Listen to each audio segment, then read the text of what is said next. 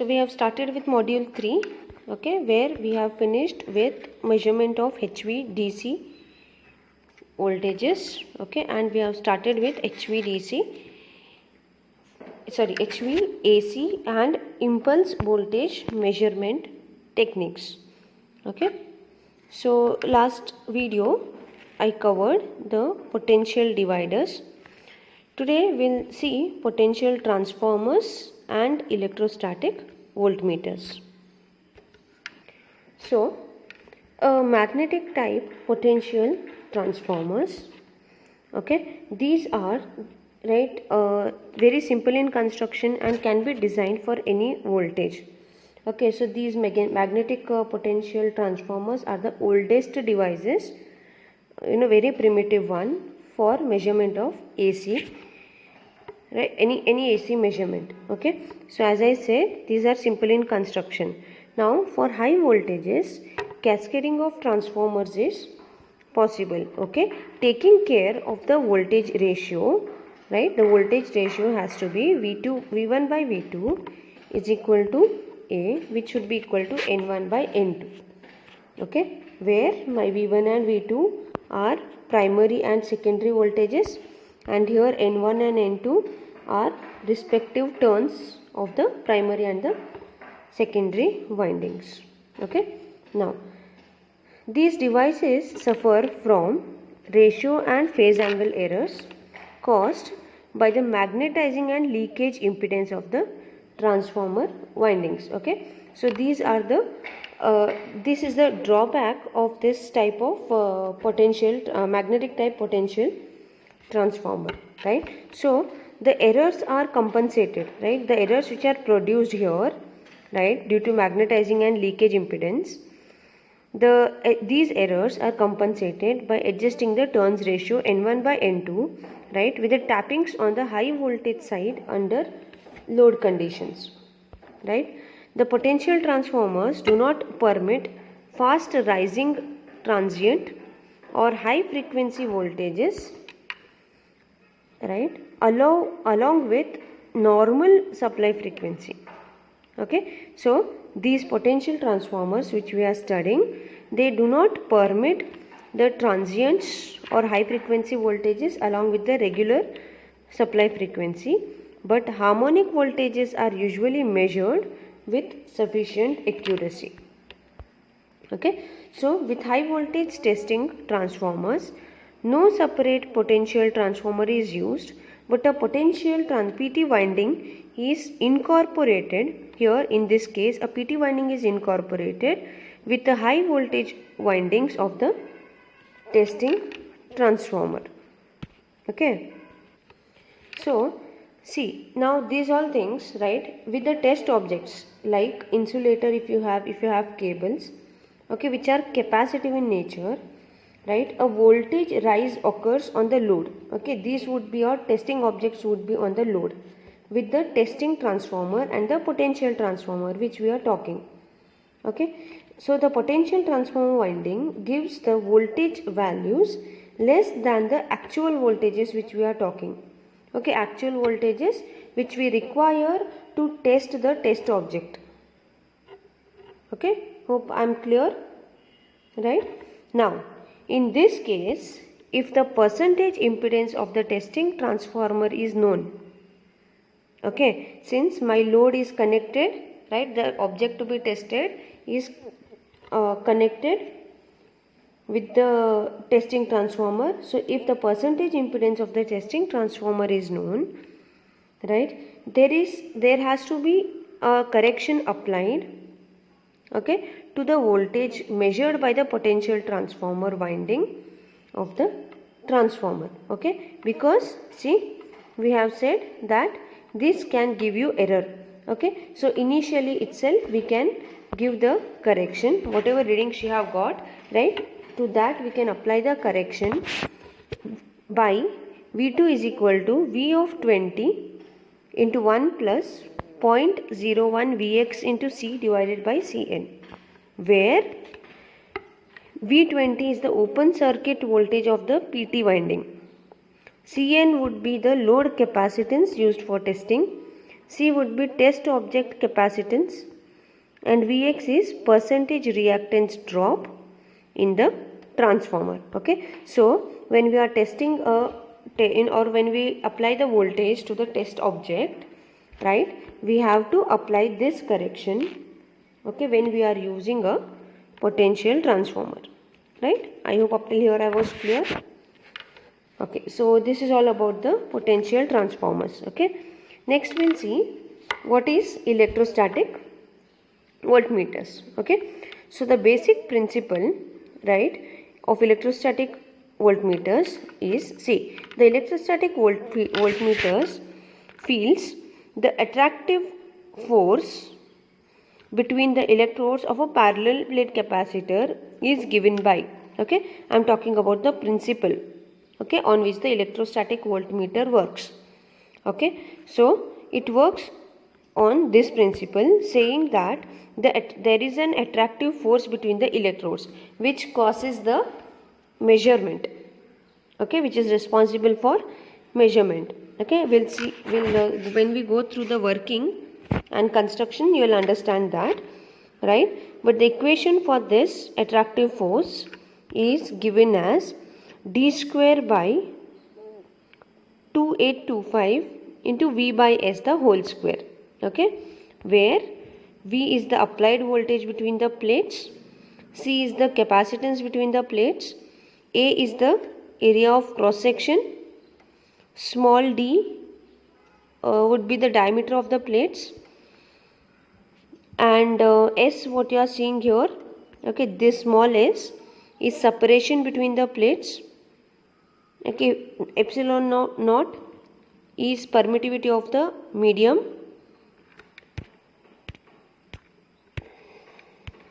Okay, and this Ws which we are seeing would be the work done in displacing a plate. Okay, right. Now, when one of the electrode is free to move, right, okay, just a minute, I'll show you the figure. See, this is how an electrostatic voltmeter looks like. Okay, where, see, your M, this M is the mounting plate, G is the guard plate,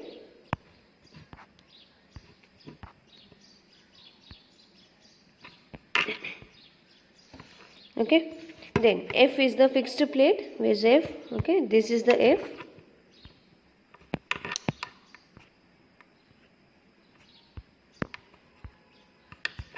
Okay, see, F is the fixed plate, then H is guard hoops or rings. Okay, this is my H. So these rings which you are seeing here, okay, these are guard hoops or rings. Okay, M is a mirror, there is a mirror placed, so M is a mirror here. Then B is a balance, a spring balance. C is capacitance divider. Okay, this is series capacitance divider. D is the dome, and R is the balancing weight which is connected to the spring balance. Okay, now when I am explaining you the principle of operation, right, I am talking about the attractive force, right, and S is the, I told you S is separation between the plates. Okay, there are two plates, guard plate and the fixed plate. Okay, M is the mounting plate. Okay, so guard plate and fixed plate. So within this M, right, you can see this. Okay, so after this capital M, inside is this arrangement. Okay, inside is this arrangement, right. So when one of the electrodes is free to move, just a minute. Okay, here, when one of the electrode is free to move, the force on the plate F can be measured by controlling it by a spring balance or balancing it with the counterweight. So spring balance is B, counterweight is R. Okay, so I'll go back to the main principle. Okay, so See, when one of the electrode is free to move, the force on the plate can be measured by controlling it by a spring balance or balancing it with a counterweight. Okay.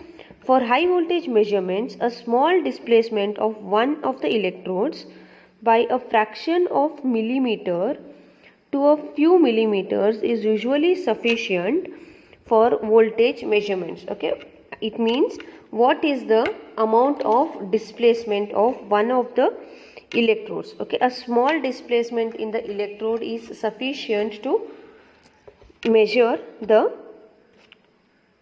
voltage.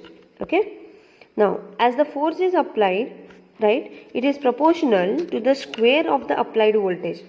The force which we have calculated here, right, see, you can see here the force, okay, F is proportional to square of applied voltage. Okay, so that is why we can do the measurement, right, for both AC and DC voltages. Okay, since F is proportional to V square. Okay, so this is the operating principle. Now we'll see the construction. I already showed you the figure. Okay, so electrostatic voltmeters are made with a parallel plate configuration using guard rings. Okay, you could see that guard rings, okay, which were which were designated by H, were your guard rings. Okay, these guard rings are used to avoid corona and field fringing at the edges, okay, edges of the meters, right. An absolute voltmeter is made by balancing the plate. Okay, balancing plate is B, okay, with a counterweight which is R, and is calibrated in terms of small weight. Usually the electrostatic voltmeters have small capacitance of 5 to 50 picofarad and high insulation resistance greater than 1013 ohms. Okay, or 1000 you can say, or sorry, cannot be 1013. Okay, it has to be 10 power 13.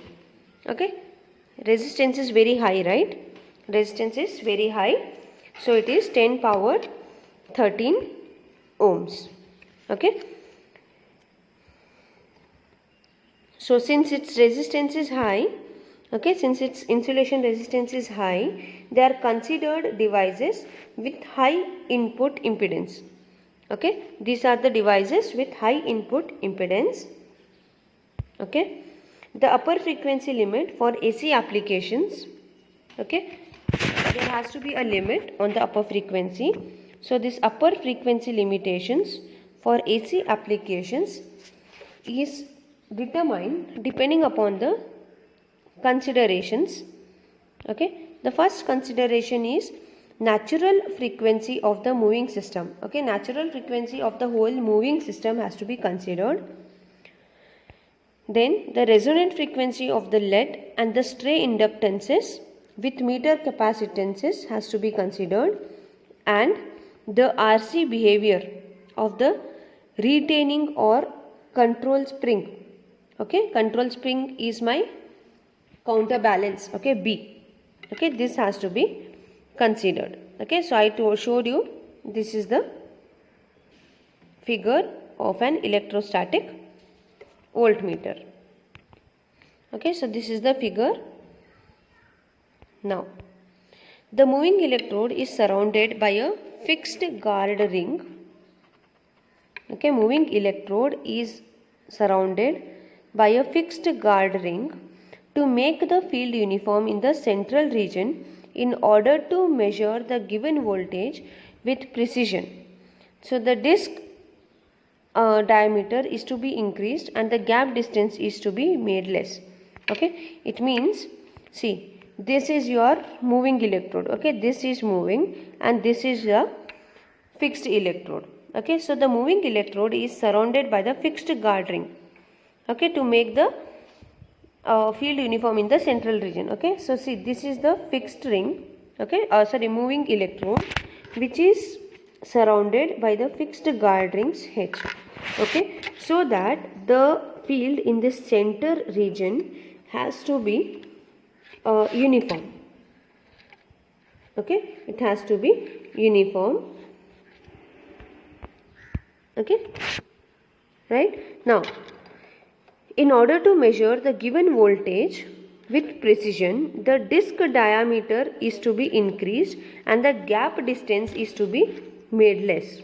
Okay, in order to measure a given voltage, what should happen is the disc diameter has to be increased and this gap distance between the moving and the fixed electrode has to be reduced. Okay, so as I said, even a small change will give you a measurement. Okay,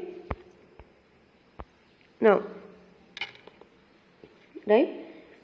the main difference between several forms of voltmeters lies in the manner in which the restoring force is obtained. Okay, so for conventional versions of meters, a simple spring control is used which actuates a pointer to move on the scale of the instrument. Okay,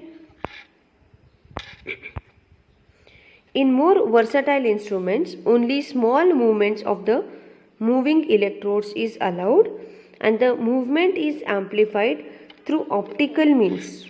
Okay, so this is what we are seeing now here in this type of voltmeter. Okay, so here what happens, right? See, the control torque is provided by the balancing weight. Okay, this is my balancing weight. Okay, the moving disc. Okay, what is my moving disc here? See, M is my moving disc. Okay, which I have mentioned it as mounting plate. This M. Okay, the moving disc M forms the central core of the guard ring G. Okay, it forms the central core of this. Okay, this is my guard ring G with a dome D. Okay, so M forms the central core of this guard ring G. Okay, now M is of, see, this is a 2D. Okay, this figure is of 2D. Okay, but you have to imagine it in 3D, saying that it is a disc which is rotating similar to a CD. Okay, you have to imagine G, M and this one as a rotating disc. Okay, the CD. Okay, now the moving disc M is of same diameter, okay, as that of G. Okay, see, the moving disc M forms the central core, I told you, of the guard ring G. Okay, now this is of the same diameter as that of the fixed plate F. Okay, fixed plate is F. Okay, इसका और इसका diameter same रहेगा. Now the cap D, cap or this dome D encloses a sensitive balance. I told you. Okay, this is a sensitive spring balance, one arm of which carries a suspension, this R, okay, of the moving disc. Okay, just a minute.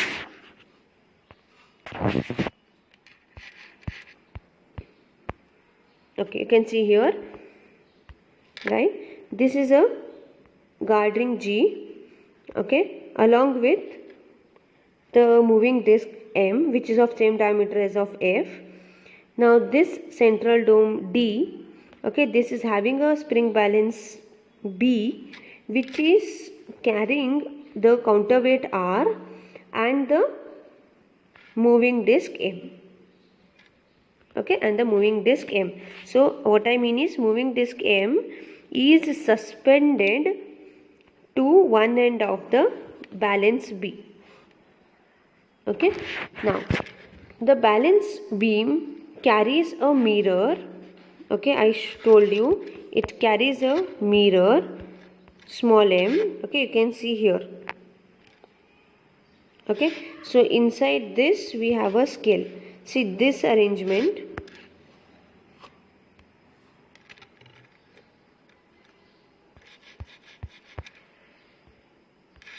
See this arrangement is within this part. Okay, so M is this moving disc, inside which we have a mirror small m, which reflects a beam of light. Okay, the mirror m's work is to reflect a beam of light through a light source. The movement of the disc is thereby magnified. Okay, how the disc moves, right? This m, however it moves, right, its movement is then magnified. Okay, so as the spacing between the two electrodes is large, two electrodes is fixed and the moving electrode, since it is large, the uniformity of the electric field is maintained by the guard rings, okay, H, which surrounds the space between the discs F and M, okay, moving and the fixed electrodes. The guard discs H here are maintained at a constant potential, okay, which is in the space by a capacitance divider, which you can see here, ensuring that there is a uniform potential distribution. Okay, I hope up till here it was understood, right? The same thing is written here. Okay, now two air vane dampers are used to reduce vibrational tendencies in the moving system. Okay, the moving system is the mounting plate and the guard plate along with the dome. Okay, and the elongation of the spring is kept minimum to avoid disturbances. Okay, the elasticity of that spring is also fixed so that it does not elongate to a limit which is decided after that limit. So the range of this instrument is easily changed by changing the gap separation between M and F, so that V by S or electric stress is the same for maximum value in any range. Okay, so the multi-range instruments are considered for 600 kilovolt RMS value measurement, right, and above this if the measurement is required. Okay, so this is the diagram for electrostatic voltmeter. Okay. This is the main figure. Okay, this is the main diagram A, an absolute electrostatic voltmeter. The light beam arrangement figure, what is shown here is the inside structure. Okay, this whole arrangement is done inside. Okay, I hope this was understood. So next class we will see with the next measuring instrument, which would be peak reading AC voltmeters. Okay, thank you.